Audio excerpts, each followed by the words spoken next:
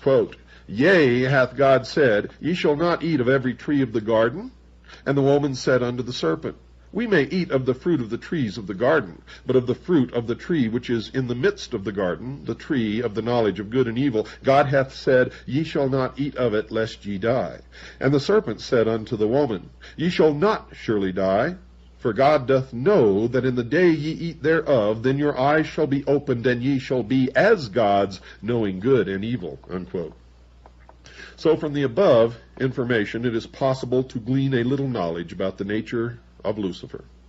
1, he was cast down from heaven because he desired to ascend directly into the seat of heavenly power, the throne of God. 2, he is referred to as the son of the morning. This appears to be a reference to Lucifer being similar to the sun, which also rises every morning. His desire, number 3, his desire is to sit on the north side of the mountain of God. Lucifer can deceive the world. This is number 4. Lucifer can deceive the world because he has been transformed into an angel of light. And 5, Lucifer can work lying wonders.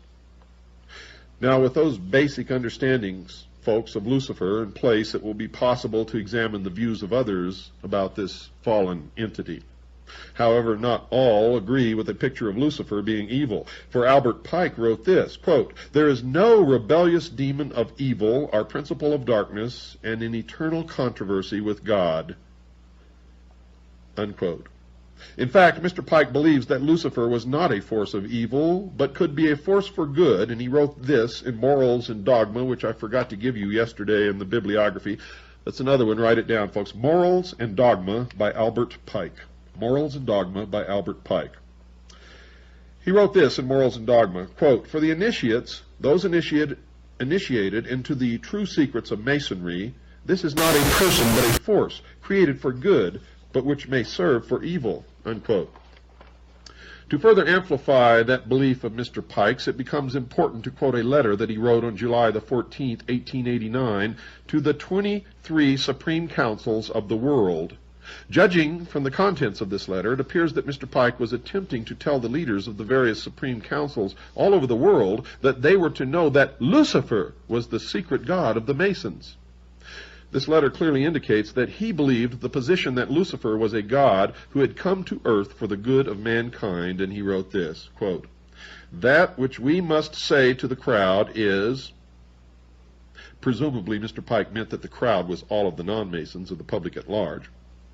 That which we must say to the crowd is, we worship a God, but it is the God that one adores without superstition, unquote.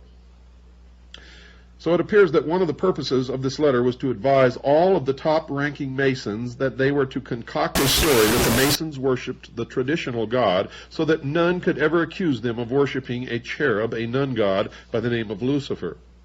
In other words, they were to deny that Lucifer was their god whenever an outsider was smart enough to break through all of the secrets and figure it out. Well, of course, folks, they're sworn to secrecy. They have to deny anything about the true secrets of their order.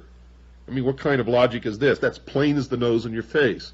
You must understand that when you ask a Mason a question about Freemasonry, he's going to tell you a lie because he is sworn to secrecy, and he is sworn by blood oaths.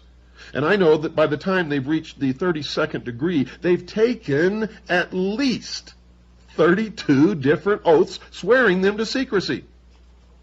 Minimum. So, you should know this already.